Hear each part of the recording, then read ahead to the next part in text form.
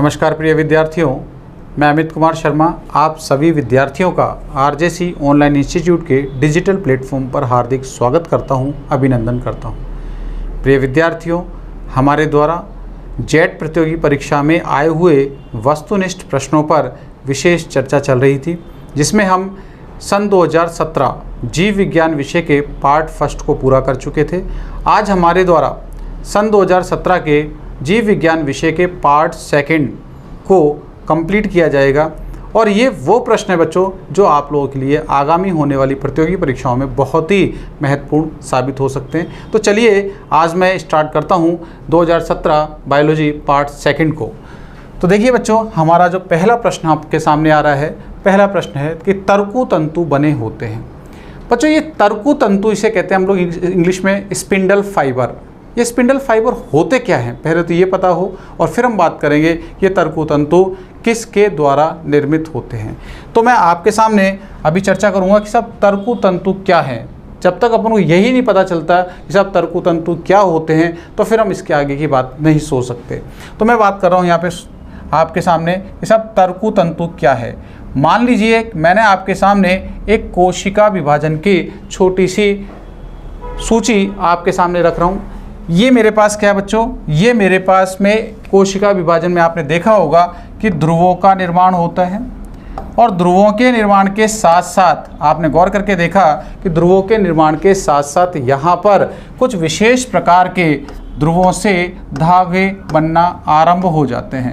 ये जो धागे बनते हैं, ये धागे गुणसूत्रों के सेंट्रोमियर, बच्चों जानते हैं सेंट्रोमियर किसे कहते हैं? सेंट्रोमियर कहते हैं गुणसूत्र का मध्य का भाग। वहाँ से इस प्रकार से आके जुड़ जाते हैं। इन धागों को क्या कहते हैं? इन धागों को ही कहते हैं तर्कु तंतु। क्या कहते हैं बेटा? तर्कु तंतु या स्पिंडल फाइबर के नाम से इसे जाना जाता है। अब बच्चों, ये तर्कु तंतु बने किसके होते हैं? तो ध्यान रखेंगे, तर्कु तंतु एक विशेष प्रकार की प्रोटीन के बने होते हैं और वो प्रोटीन क्या कहलाती है? टिब्यूलिन प्रोटीन कहलाती है। क्या कहलाएगी बच्चों? टिब्यूलिन प्रोटीन। जरा ऑप्शन देखें हमारे सामने, इसके अंदर पहला है फ्लैजिलिन प्रोटीन। ये जो फ्लैजिलिन प्रोटीन होती है, पहले ध्यान दें, मैं एक एक को यहाँ पे समझा चलता हूँ। फ्लैजिलिन प्रोटीन फ्लैजिला में पाई जाती है। किसमें मिलती है? फ्लैजिला, जिसे अपन लोग कहते हैं क्या? इसे हम लोग कहते हैं कशाबिका। क्या कहेंगे इसको? कशाबिका। इसके बाद हम बात करें ट्यूबुलिन प्रोटीन। ये बच्चों ट्यूबुलिन प्रोटीन किसमें पाई जाती है? ये तर्कु तंतु में पाई जाती है। किसमें मिलती है?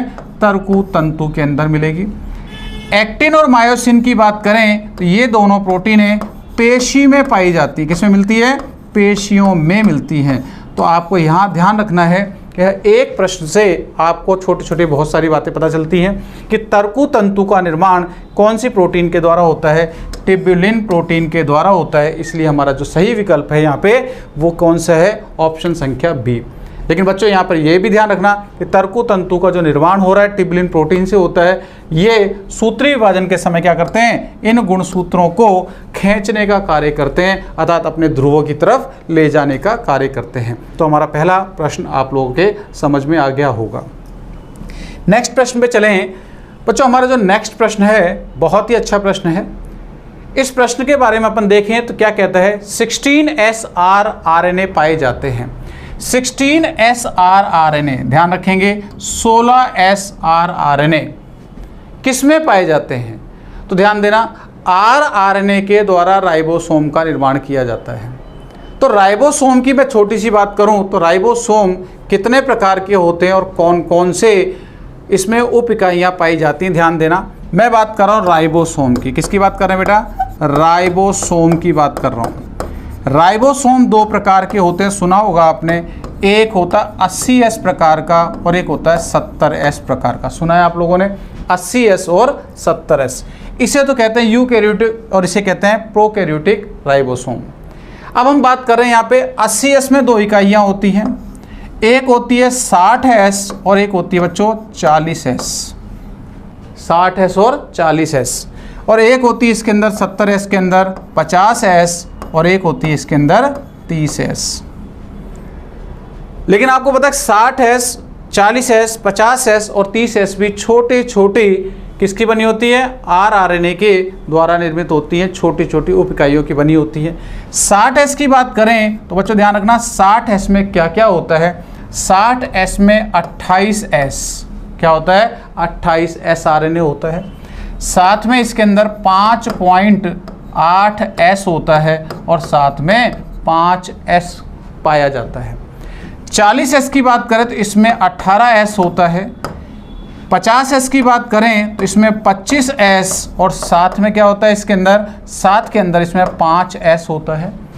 और 30S की बात करें तो ये 16S आरआरएनए की इकाई से बना होता है। अब सुने मेरी बात, प्रश्न क्या पूछा? 16S आरआरएनए पाया जाता है। ध्यान दें कि 16S किस में पाया जा रहा है? तो देखो, क्या 60S में आपको 16S दिखाई दे रहा है? नहीं, 60S में 16S नहीं है। इसका मतलब राइबोसोम की 60S उप इकाई तो गलत है। ठीक है, क्या 40S के अंदर अपन देखें क्या 16S है क्या बच्चों? नहीं, इसमें तो 18S है। इसका मतलब 40S वाला ऑप्शन भी गलत है। आप देखें 50S की बात करें तो 50S में 25S और 5S है। क्या 16S है क्या इसके अंदर? नहीं, इसका मतलब हमारा ये वाला विकल्प भी गलत है। और 30S की बात करें, क्या 30S में 16S है क्या? बिल्कुल है। 30S में देखो, 30S के अंदर आपको 16S दिखाई देता है, इसलिए सही आंसर क्या होगा? हमारा ऑप्शन नंबर 1 इसका अर्थात ए सही हो जाएगा। तो आपके सामने बात क्या आई कि 16S आरआरएनए पाए जाते हैं, तो 16S आरआरएनए 70S की छोटी इकाई 30S में पाए जाते हैं। बच्चों अगर 16S की जगह पर यहाँ पर 18S आ जाता तो 18S आते ही हमारा आंसर क्या आता? 40S। आपके यहाँ पर 28S आ जाता तो 60S हो जाता, और 25S की बात करता तो क्या आ जाता है यहाँ पे? तो यहाँ 50S के बारे में बात हो जाती। आपको ये राइबोसोम का एक छोटा सा कंपोजिशन हमेशा याद रखना है, यहाँ से अक्सर क्वेश्चन पूछे जाते हैं। तो ये हमारा सेकंड क्वेश्चन हुआ। अगली बच्चों हमारे सामने पार्ट सेकंड का तीसरा प्रश्न अर्थात 23rd प्रश्न है। ये प्रश्न क्या कहता है, जरा ध्यान दें कि ZZ ZW प्रकार का लिंग निर्धारण कहाँ पाया जाता है। बच्चों ZZ ZW प्रकार का लिंग निर्धारण अर्थात इसमें जो नर कैसा है? नर है होमोजीनस और मादा कैसी है? हेट्रोजीनस। अर्थात इस प्रकार के लिंग निर्धारण की बात करें तो इस प्रकार का लिंग निर्धारण कहाँ दिखाई देता है? बच्चों इस प्रकार का लिंग निर्धारण पक्षियों में पाया जाता है। ये अपन को एज इट इज़ याद रखना है, ये अक्सर प्रश्न आता है, पूछा जाता है। अब हम बात करते हैं नेक्स्ट क्वेश्चन पे। हमारे पास अगला क्वेश्चन है 24th क्वेश्चन कि mRNA के नॉन कोडिंग भाग कहलाते हैं। बच्चों ध्यान देना कि जो 2 भाग पाए जाते हैं, 2 भाग कौन से होते हैं? एक होता है कोडिंग भाग और एक भाग कौन सा है? नॉन कोडिंग भाग। वैसा भाग जिसके द्वारा प्रोटीन संश्लेषण का कोडन ना किया जाता हो क्या कहलाएगा? नॉन कोडिंग पार्ट कहलाता है। और जो नॉन कोडिंग पार्ट होता है, नॉन कोडिंग पार्ट अंदर की तरफ अर्थात इंट्रोज होता है, वो क्या कहलाता है? इंट्रोन कहलाता है। क्या कहलाएगा बच्चों? इंट्रोन के नाम से जाना जाता है। अगर यहीं पर आ जाता कि कोडिंग भाग, तो कोडिंग भाग में क्या आ जाता? एक्सट्रोन।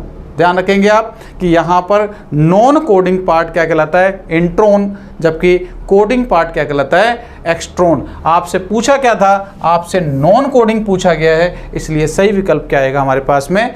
इंट्रोन इसका सही ऑप्शन होगा। अगला क्वेश्चन देखते हैं क्या है।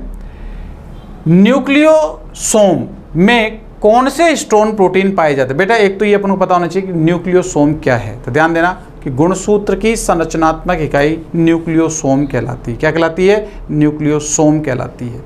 न्यूक्लियोसोम की बात करें तो न्यूक्लियोसोम क्या है? तो ध्यान दें कि न्यूक्लियोसोम 4 प्रकार की, कितने प्रकार की? 4 प्रकार की हिस्टोन प्रोटीन के अष्टक का एक समूह है अर्थात अष्टक कहलाता है। ध्यान देना कि हम जो बात कर रहे हैं यहाँ पे 4 प्रकार की जो हिस्टोन प्रोटीन है कौन कौन सी होती है, विशेष रूप से याद रखें। ये जो है ना क्या है कि हिस्टोन प्रोटीन आपको सामने दिखाई दे रही है, इस तरीके से मैं दिखा रहा हूँ आपको। यहाँ पे कितने दिखाई दे? 8 अणु दिखाई दे रहे हैं।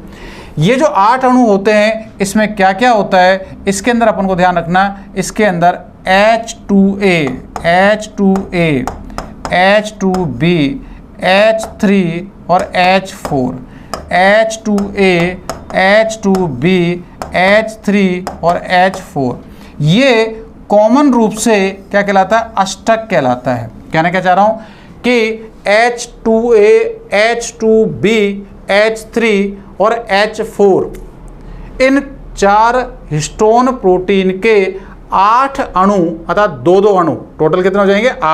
8 अणु मिलकर एक समूह के रूप में व्यवस्थित हो जाते हैं। इसे क्या कहते हैं? हिस्टोन अष्टक कहते हैं। क्या कहते हैं बेटा? इसको हिस्टोन अष्टक कहा जाता है।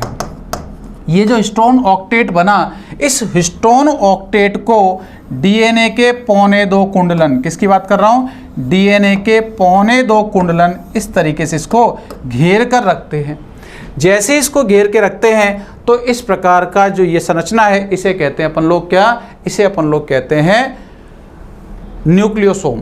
अब बच्चों ध्यान रखना, ये न्यूक्लियोसोम है, तो न्यूक्लियोसोम में कौन कौन सी प्रोटीन आई? H2A आया, बिल्कुल। H2B आई, हाँ। H3 आया, हाँ। और H4, इसलिए सही विकल्प क्या होगा? हमारा सही विकल्प ऑप्शन संख्या सी हो सकता है। नेक्स्ट चलें, हमारे पास बच्चों अगला क्वेश्चन है 26वां क्वेश्चन। जो 26वां क्वेश्चन है, 26वां क्वेश्चन क्या कहता है जरा सुने, कि एंजाइम क्रिया का प्रेरित आसंजक सिद्धांत किसके द्वारा प्रतिपादित किया गया? बच्चों ध्यान देना कि एंजाइम की क्रियाशीलता को समझाने के लिए 2 सिद्धांत बहुत ही प्रसिद्ध हैं। कौन से सिद्धांत हैं? एक प्रेरित आसंजक सिद्धांत जो आपको प्रश्न के अंदर पूछा गया है, और एक सिद्धांत होता है ताला चाबी सिद्धांत।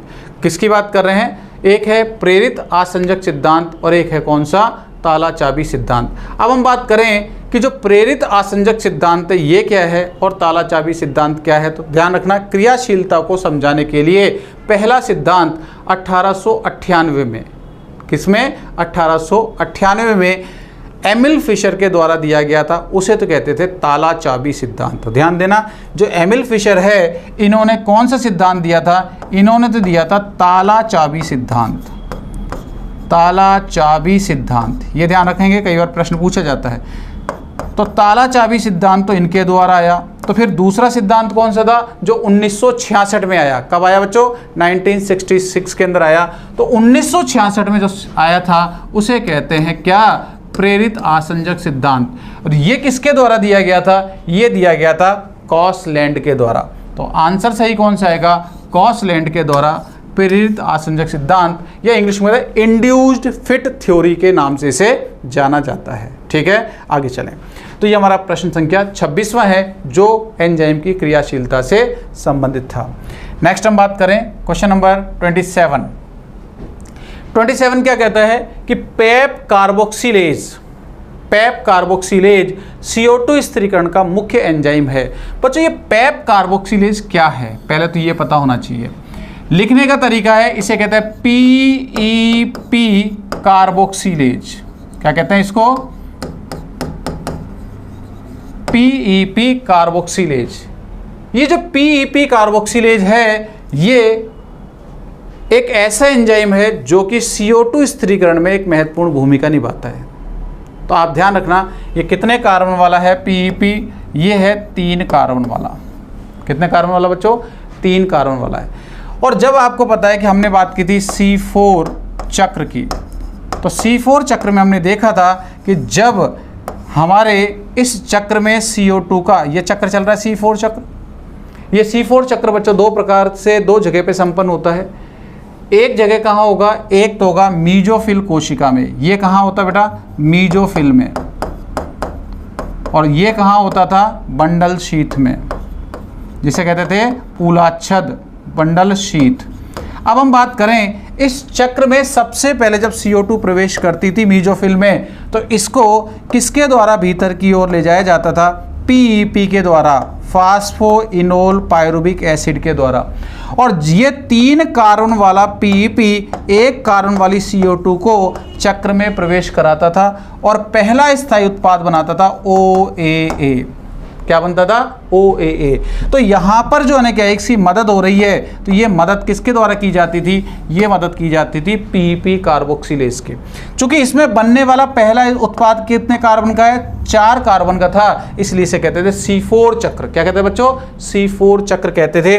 तो इसका मतलब ये जो PEP कार्बोक्सिलेज है ये C4 चक्र में पाया जाता है। कहाँ मिलेगा बच्चों, C4 में। और आपने देखा कि कुछ मासलोद्भिद पादप जिन्हें हम लोग कैम पादप कहते हैं, क्रेसुलेशन एसिड मेटाबॉलिक साइकिल जिनमें पाया जाता है, उन्हें कैम पादप कहा जाता है। इसका मतलब ये कि जो C4 चक्र है इसी प्रकार की प्रवृत्ति कौन दिखाते हैं, कैम पादप के द्वारा भी दिखाई जाती है। तो मैं ऐसे कह दूं क्या कि PEP कार्बोक्सिलेज C4 पादप और कैम पादप दोनों में CO2 स्थिरीकरण का कार्य करते हैं। तो हम जरा ऑप्शन देखें तो ऑप्शन में हमारा सही विकल्प होगा ऑप्शन नंबर बी, जो कि C4 और कैम पादपों के बारे में आपको सूचना दे रहा है। ये बच्चों हमारा क्वेश्चन नंबर 27 था। अब हम बात करते हैं क्वेश्चन नंबर 28 पे। 28 नंबर क्वेश्चन क्या कहता है, जरा ध्यान दें, श्वसन से संबंधित प्रश्न है ये, कि निम्न में से कौन सा ग्लाइकोलिसिस का एलोस्टेरिक एंजाइम है।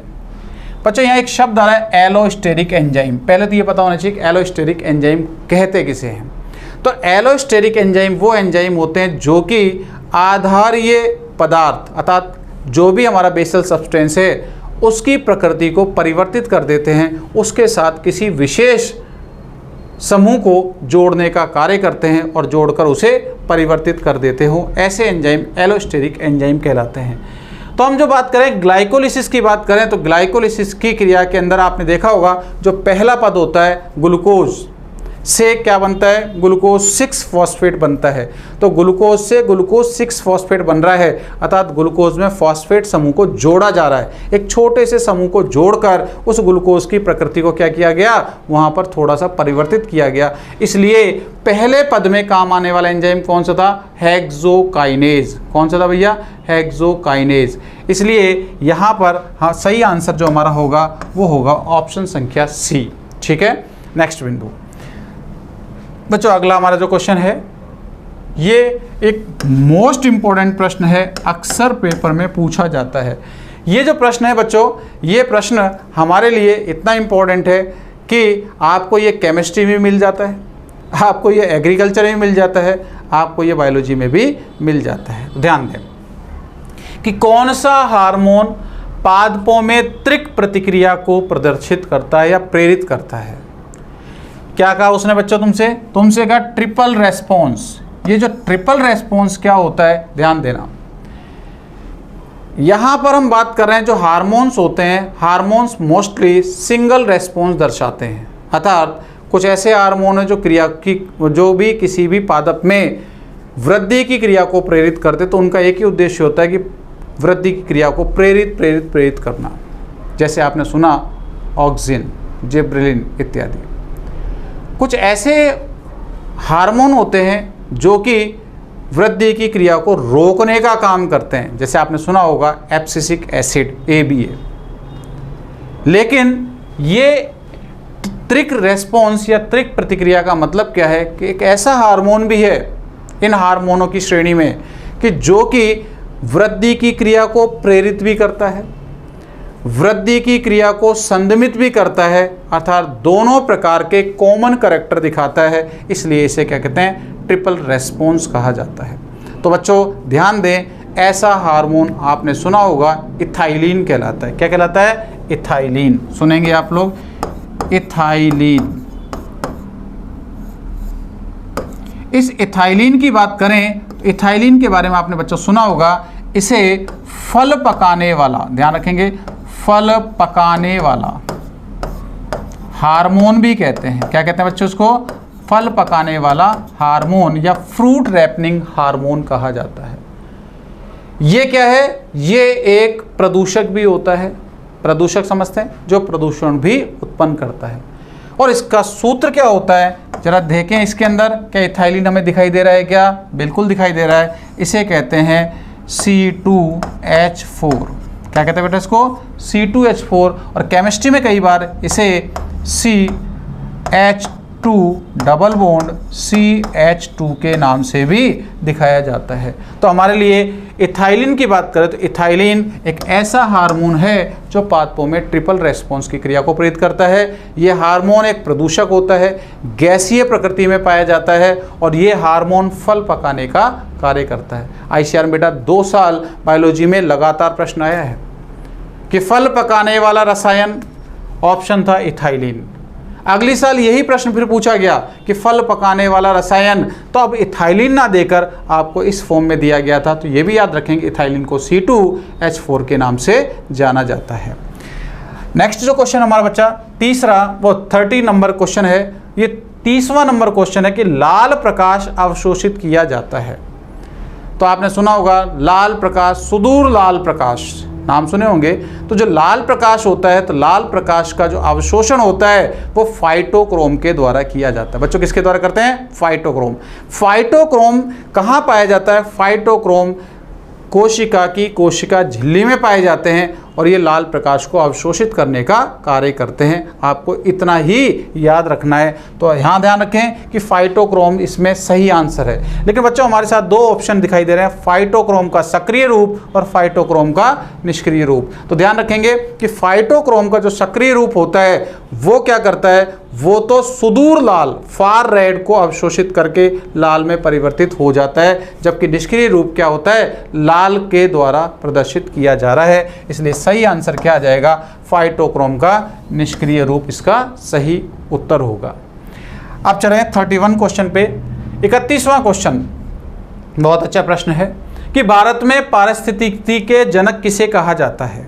तो ध्यान रखें कि भारत में पारिस्थितिकी के जनक किसे कहा जाता है, तो थोड़ा सा ध्यान देना इसमें। यहाँ पर हमको ध्यान रखना है कि भारत में पारिस्थितिकी के जनक प्रोफेसर RD मिश्रा को कहा जाता है। किसको कहते हैं? RD मिश्रा या रामदेव मिश्रा को क्या कहते हैं? पारिस्थितिकी का जनक या फादर ऑफ इंडियन इकोलॉजी के नाम से जाना जाता है। बच्चों इसके बाद में भी हमारे यहाँ क्या है कि 2-3 ऑप्शन और हैं। 2-3 ऑप्शन में दे रखा है प्रोफेसर शिवराम कश्यप। ये शिवराम कश्यप जो है SR कश्यप, ये भारतीय ब्रायोलॉजी के जनक कहलाते हैं, अर्थात ब्रायोफाइटा से संबंधित हैं। प्रोफेसर बीरबल साहनी हम बात करें तो ये भारत में जीवाश्म विज्ञान से संबंधित हैं। और प्रोफेसर पंचानन माहेश्वरी ये हमारे भारत में वो वैज्ञानिक है जो कि पादप भ्रौणिकी से संबंधित हैं। तो आपसे पूछा जाए कि पादप भ्रौणिकी, तब तो पंचानन माहेश्वरी। आपसे ब्रायोलॉजी, ब्रायोफाइटा से संबंधित पूछा जाए तो शिवराम कश्यप, SR कश्यप। और अगर आपसे पारिस्थितिकी की बात करें तो प्रोफेसर RD मिश्रा। रामदेव मिश्रा को हम लोग क्या कहते हैं बेटा? कई बार RD मिश्रा भी कहते हैं।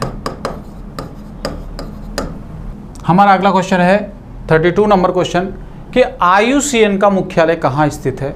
बच्चों ऐसे प्रश्नों को हमें सीधा सीधा याद रखना है कि IUCN का मुख्यालय स्विट्जरलैंड में स्थित है। कहाँ पे स्थित बच्चों?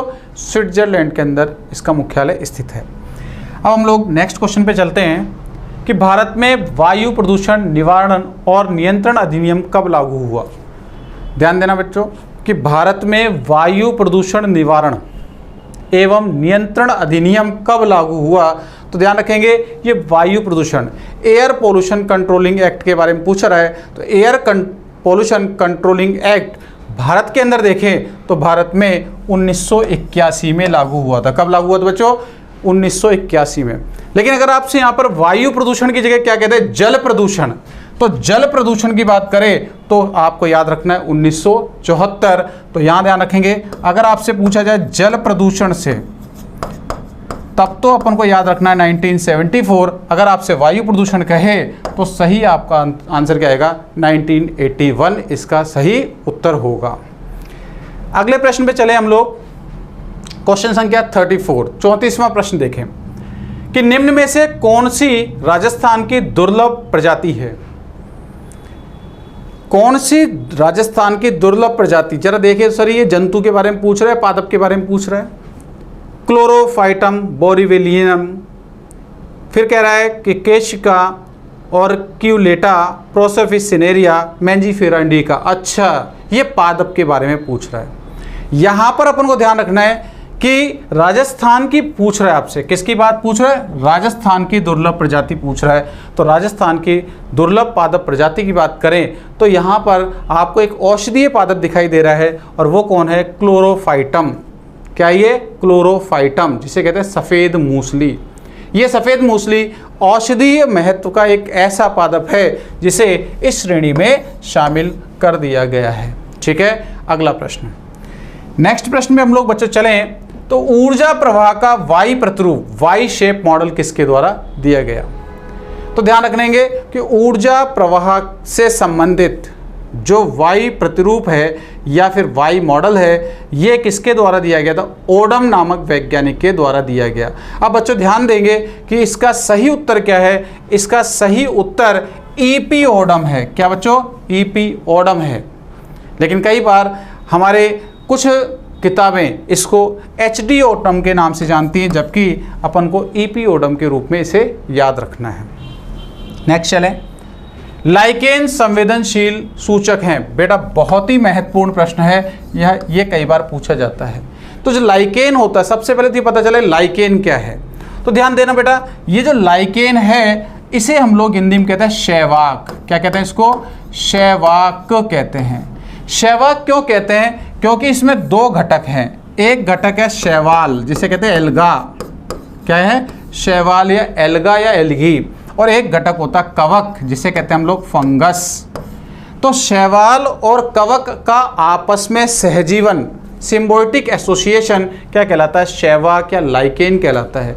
और ये बहुत ही ज़्यादा संवेदनशील होते हैं SO2 प्रदूषण के। किसके होते हैं बेटा?